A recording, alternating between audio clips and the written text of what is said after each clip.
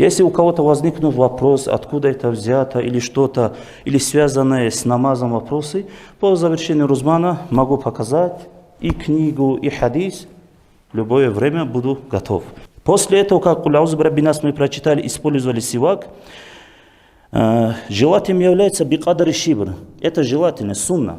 Но если вы больше поставите, сунну вознаграждения не получите, ну намаз считается. Но если хотите вознаграждение, то это имеется 1/5. После того, как вы встали, повернули свои ноги в сторону кибли, мы начинаем вступать в намаз.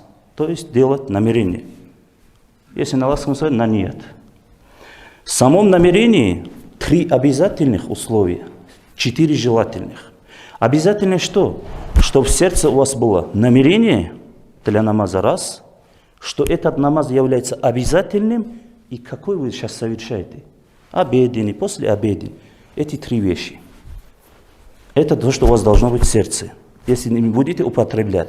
А желательным действием является языком сказать намерение, обязательное, обеденный, примерно обеденный возьмем, это является обязательные 3. А желательные, сколько ракатов? 2, 3, 4 произносить. Это раз. Повернувшись в сторону кибли, ну, вы айб не делаете, я спиной повернулся, поэтому, что вам сказать. В сторону кибли это 2. Ради кого это все? Ради Всевышнего Аллаха. Это тоже языком говорит желательно. 3. И последнее, что у нас остается, какой намаз? Возмещающий или своевременный. То есть эти 4 вещи, то, что мы должны употреблять. После того, как мы начали говорить, я намереваюсь совершить обязательный, обеденный, уже 3 повторили, 4-ракаатный, своевременный, ради Всевышнего Аллаха, повернувшись в сторону кибли. Сказали же все 7. И идет у нас Аллаху Акбар. То есть уже вступаем в намаз. Сейчас вступительные такбиры, имеется в виду, когда мы руки поднимаем, их 3 разных вида. Все 3 можно использовать. Первое, это то, что мы знаем, это Аллаху Акбар. Здесь заканчиваем такбир и ставим руки. Это первое. Второе, отсюда уже начинаем Аллаху Акбар. Это второе. А третье, просто молча руки поднимаем и отсюда говорим такбир. Аллаху Акбар. Вступительные такбиры, имеется в виду, когда мы руки поднимаем, их 3 разных вида. Все 3 можно использовать. Первое, это то, что мы знаем, это Аллаху Акбар. Здесь заканчиваем такбир и ставим руки. Это первое. Второе, отсюда уже начинаем Аллаху Акбар. Это второе. А третье, просто молча руки поднимаем и отсюда говорим такбир. Аллаху Акбар. Сейчас начинает вопрос возникать насчет рук. Там же не будет, наверное, разницы. Повернуть туда-сюда. Даже в руках, если мы будем повернуты в сторону кибли, тоже лучше будет. То есть, чтобы наша внутренняя часть рук была повернута в сторону кибли. И также, если у кого получается, даже верхушки пальцев, имеется в виду, хоть чуть-чуть скривить, и чтобы они были повернуты. Ну, примерно так вот, если получается. После этого мы вступаем в намаз. Мизинец ставим возле пупка, и солнечное сплетение же, надеюсь, у всех есть. Ставим и прижимаем руки так, чтобы она не обвисала. И мизинцем пальцем и большим пальцем держим за запястье. То есть так. Сейчас здесь есть разные версии, что можно 2 пальцами так держать, 3 пальцами можно. Можно еще так держать, ну разные версии есть. Поэтому предпочтительно все версии есть. Ну, желательно будет, конечно, самый легкий сделать, и чтобы легче было человеку тоже держать так. После того, как мы вступили, мы читаем ваджахту. Если ваджахту никто не знает, можно Аллаху Акбар кабиран читать. Но если эти оба тоже не знаете, то можно уже приступать к чтению суру Аль-Фатиха. И вот сейчас у кого-то есть дыхалка, не отрицаю, у кого-то есть возможность, они начинают «Альхамдулиллахи Раббил Аламин, Ар-Рахманир Рахими, Малики Яумиддин». Ну, читать так. Но пророк, саллаллаху алейхи вассалям, любил, когда с аята до аята читали. Поэтому, ну, я тоже вас прошу, если мы любим пророка, алейхиссалату вассалям, исследуем его сунне пророка, то лучше нам с аята до аята читать. После того, как Алхам мы прочитаем, говорим «Амин». По шафиитскому мазхабу имам Шафи сказал, хорошо было бы сказать Раббаль Алямин тоже. После этого мы читаем суру или аят с бисмилля. Если суру читаем с самого начала бисмилля ар-рахман ар-рахим, если мы аят с Корана читаем, то сам аят. После того, как мы завершили, мы переходим на поясной поклон. Также, если получается, чтобы руки тоже были повернуты в сторону кибли, в таком же виде мы спускаемся вниз. То есть Аллаху Акбар. Сейчас здесь у нас бывает, думая, что сзади кто-то стоит, у меня, наверное, спина кривая, локти сжимают и спускаются. Получается, что таз выше, а спина вниз идет. Но у нас же говорится, что полностью ровная была. Поэтому локти не сгибаем. Тем людям, у кого болят локти или что, им практически им не надо полностью выравниваться. То есть сделать так, как у них получается. И когда мы находимся на поясном поклоне, взгляд у нас с самого намаза бывает прикован к тому месту, где мы делаем сужда. Для чего? Чтобы до Махачкалы и обратно в намазе не приехали мы. То есть, чтобы мысли были собраны. Но у нас, когда мы смотрим это место, то голова чуть выше поднимается. Поэтому надо голову спустить и чуть под напрягом глаза поднять и смотреть. То есть голову не надо поднимать. Она также должна быть равномерно со спиной. После того, как мы находимся на поясном поклоне, также пальцы желательно растопырить, чтобы между ними была щель. Не так плотно ставить, а открыто. И также, чтобы чашка ног находилась в ладони. После этого мы поднимаемся. Сами Аллаху лиман хамидах. Когда мы ха произносим, руки должны уже вернуться. Это желательное действие. Сейчас у некоторых они болтаются.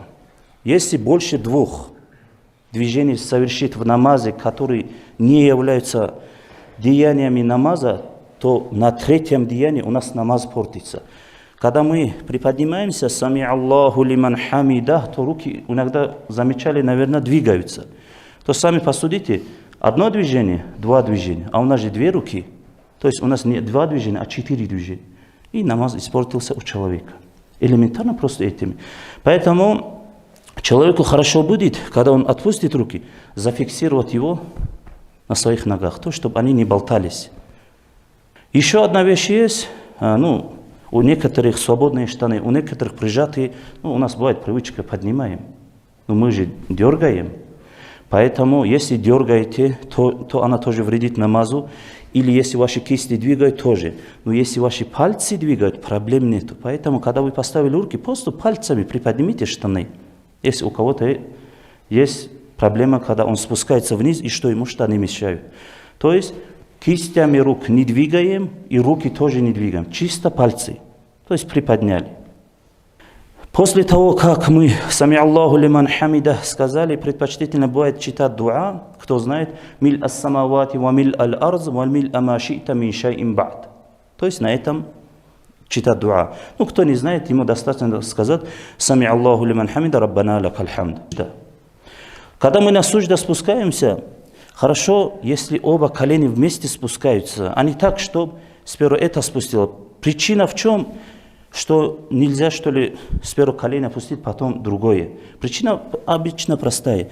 Когда мы колено ставим, я же грудью повернул, и все. Я лишился собственного намаза. Вот просто грудь. Из-за того, что вот так она была, и чутка повернулся. Причина вот этом. Поэтому, когда мы спускаемся с и'тидала вниз к земному поклону, то лучше оба спустить. Потому что когда мы оба спускаем, то не получается, что наша грудь двигается. Там, если больные колени, там ему вообще трудно даже на обоих коленях спускаться, это уже другой вариант. Когда мы в здоровом теле находимся и у нас получается, то лучше спускаться на обе колени, чтобы наша грудь не была повернута. После того, как мы на обе колени спустились, руки, также желательно сунна является, чтобы они уже были плотно. То есть плотно прилегались к полу. И также, чтобы руки не были или в левую, или в правую сторону, и также в сторону кибли. Тоже является желательным. После того, как мы оба руки поставили и повернули их в сторону кибли, мы идем на земной поклон. После того, как мы на земном поклоне находимся, желательным действием является, чтобы наши пальцы, их же у нас 5, чтобы все 5 были, или чуть-чуть ногу повернуть наружу, чтобы были все 5 пальцев. Что касается, обязательно ли 5? Нет. Достаточно, чтобы один палец ход был на полу. А если ни одного пальца не будет, то намаз портится. Почему? В самом намазе есть 7 участков тела на земном поклоне, которые должны быть притронуты к полу. Это имеется в виду наши пальцы ног, 2 обоих ног, оба колени, 4, обе руки 6 и голова, то есть лоб, 7. Если одна из них отсутствует, то намаз у нас портится. Не буду говорить о тех людях, у которых на суджда вообще наоборот повернули пальцы. То есть на ногтях они ставят. У этих людей уже намаз не будет действительно. На земном покое мы читаем «Субхана раббиаль а'ля ва бихамди» 3 раза по сунне. Если есть время по сунне, также можно их растянуть до 5, 7, 9 и 11. Кроме имама, конечно, потому что может возникнуть, что один из джаматовских людей недоволен. Если весь джамат доволен, что они будут растягивать намаз, то в этом случае нет никаких проблем. После того мы садимся после земного поклона. И так же, как там были у нас пальцы плотную, так же и здесь мы ставим плотную. Чтобы они не были слишком вверху, желательно является напротив колен. И также плотно. Здесь мы читаем «Рабби гфирли, вархамни, ваджбурни, варфани, варзукни, вахдини, ваафини». Кто знает, может читать, кто не знает, может молчать. Но желательно, конечное действие является прочитать дуа, чтобы не молчать. Что касается самих ног, то имеется в виду, одна нога у нас лежит, это называется ифтираж, другая просто стоит так, чтобы она ровно стояла. После этого мы, как все знаем, совершаем второй земной поклон, садимся и встаем. Есть некоторые люди, которые прямиком тоже встают. Но сейчас, когда мы встаем, земного поклона имеется в виду, некоторые садятся и встают. Бывает, что руками отталкиваются и начинают вставать. Когда мы встаем, вы можете, начиная с меня, гарантировать, что ваша грудь не оставит в сторону кибли. Имеется в виду, примерно возьмем. То есть у меня нету гарантии, потому что у меня часть груди уже повернулась. То есть мой намаз уже испортился за то, что грудь повернулась. В книгах описывается, пусть человек сядет на джальсату истирахат, и после своими руками поставит и приподнимет сперва колени, потом уже сам начинает приподнимать. В этом случае уже гарантировано, что ни у кого грудь не будет двигаться. Но если у человека получается, конечно, он поднимется.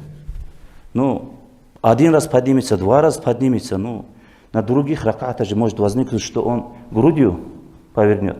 И тогда намаз не будет действительно. Поэтому желательное действие является после земного поклона сесть и с колен подняться. Так подняться, что здесь тоже было, как и были, ноги повернуты в сторону кибли. Когда человек поднимается, или у него ноги смотрят один на север, другой туда, или бывает, что одна нога впереди, другая чуть сзади. Поэтому надо и ноги тоже нам контролировать в намазе. Сейчас, что касается самого ат-тахья, желательно будет, конечно, если получается у человека, сразу же поставить палец. То есть сюда посол, чтобы лишний раз не двигал. Сразу поставить. В самом ат-тахья имеется в виду, левая рука также будет плотная. Аллах, поднимаем палец. И единственное изменение, то, что у нас на земном поклоне, где мы будем ставить голову, наши глаза не двигались. И после того, когда мы палец на шахадаты подняли, в это время наш взгляд переводится на палец, где мы произнесли шахадат. Для чего это делается? Чтобы мы засвидетельствовали сердцем, пальцем, ртом и глазами, что Всевышний Аллах един, и что посланник Аллаха, пророк Мухаммад, саллаллаху алейхи вассалям, является его пророком. То есть мы свидетельствуем. И отсюда уже мы также поднимаемся на 3-й ракат, так же, как и во втором мы поднимались, также ставим руки вплотную и поднимаемся. Одновременно руки поднимаем и ставим. У некоторых бывает, что они после того, как первый ракат совершили и встают на второй ракат, опять поднимают руки. Это не написано. Если они подняли примерно обе руки и поставили, они сделали два движения. И если получится так, что они третье движение совершат за этот промежуток времени, то у них опять намаз будет испорчен. Поэтому надо поднимать. У нас поднимают руки в 4 местах. Когда мы делаем намерение, это одно. Когда мы идем на поясной поклон, это 2. Сами Аллаху лиман хамида поднимаемся 3. И когда мы встаем на 3-й ракат 4. Только в 4 местах мы поднимаем руки. На последнем ат-тахья мы всегда садились на ифтираш. Имеется в виду, одна нога внизу под нас, левая, правая стояла. И когда мы садимся на последний ат-тахья, у кого получается, имеется в виду, что они пересели на ифтираш. Это имеется в виду, высовывая одну ногу. То есть отсюда высовывая, и они садятся так. Получается примерно такой, чтобы сели. А если у кого-то не получается это, они могут, как и были, сидеть под себя, ложа одну ногу и другую. Имеется в виду, у кого ноги больные или у кого не получается. Если полные ноги будут, то получится, что у него эта часть, вот примерно, что встает. Когда мы начали читать ат-тахья, дошли до шахадата, подняли палец, и наш взор еще остается, после завершения ат-тахья мы читаем «Кама саллайта аля сайидина Ибрахима», как пришло нам от пророка, саллаллаху алейхи вассалям. Когда некоторые люди начинают читать «Кама саллайта», то их взгляд уже оборачивается. Нет, у этого человека должен взгляд оставаться на этом же пальце, пока он не начнет давать салам. Или пока он не начнет вставать на 3-й ракаат. То есть взгляд не меняется. Для чего это делается? Чтобы лишние мысли тоже не приходили в голову, и чтобы свидетельство его глазами о едином Всевышнем Аллахе оставалось в его сердце. После того, как мы прочитали «Кама саллайти», также предпочтительно читать то, что нам пришло от пророка, связанное с даджалем, защитой от даджаля, это «Аллахумма инни а'удhu бика мин азабил кабри, ва мин азабил нар, ва мин фитнатил махья валь мамати, ва мин фитнати масихид даджаль». То есть это дуа прочитать. И после мы даем салам. Когда салам дают, у некоторых людей бывает, что нагоняют голову «Ассаламу алейкум ва рахматуллах, ассаламу алейкум ва рахматуллах». Но этого уже нет движения. Одно движение, второе движение, третье движение, он не успел нормально салам дать и намаз испортил. То есть полностью третий салама выйти не успел человек, он намаз испортил. Поэтому голова как у вас стоит? В этом же виде поворачивает. То есть «Ассаламу алейкум ва рахматуллах». Возникает вопрос, а глаза у нас же смотрели до сюда, сейчас куда смотреть? Имеется в виду на плечи. То есть, «Ассаламу алейкум ва рахматуллах» сказали, на плечи посмотрели, «Ассаламу алейкум ва рахматуллах» сказали, на плечи, все. Еще есть один вещь, который, когда салам дают, хоть у него голова не качается, он салам дает, «Ассаламу алейкум», когда он дает, у него грудь поворачивается. То есть он тянет себе, чтобы не тянули. То есть, как и в азане, у нас же чисто голова двигалась, так же и в саламе, чтобы чисто голова двигалась. Чтобы намаз. После завершения намаза, как мы все знаем, мы читаем азкары, делаем дуа, и кто делает суннаты ратибаты после намазов, делает суннаты ратибаты. Кто не делает, конечно, вознаграждение чуть меньше получит по сравнению с тем человеком, кто делает. Поэтому я прошу Всевышнего Аллаха, чтобы Он нам дал тауфик, чтобы мы не ошибались в своих намазах элементарными ошибками, хоть мы в уме даже не думали, что из-за этого, что ли, намаз может испортиться. И чтобы Всевышний Аллах дал нам тауфик следования сунны пророка, алейхиссаляту вассалям, если даже у нас не получается там другие сунны выполнять, но элементарно в самом омовении 30 с лишним суннатов, в самом намазе 40 с лишним суннатов. Ну, если перед Аллахом станем и вопрос задать, что вы делали, мы хоть 70 суннатов соблюдали, можем смело заявить. Не один день, а в 5 раз в день. Поэтому я прошу Всевышнего Аллаха, чтобы Он нас одарил тауфиком, и чтобы Всевышний Аллах все наши намазы принял, и чтобы благодаря этим намазам, чтобы Всевышний Аллах и простил наши грехи, наших всех предков и предыдущих людей. Вальхамдулиллахи Раббил Аламин.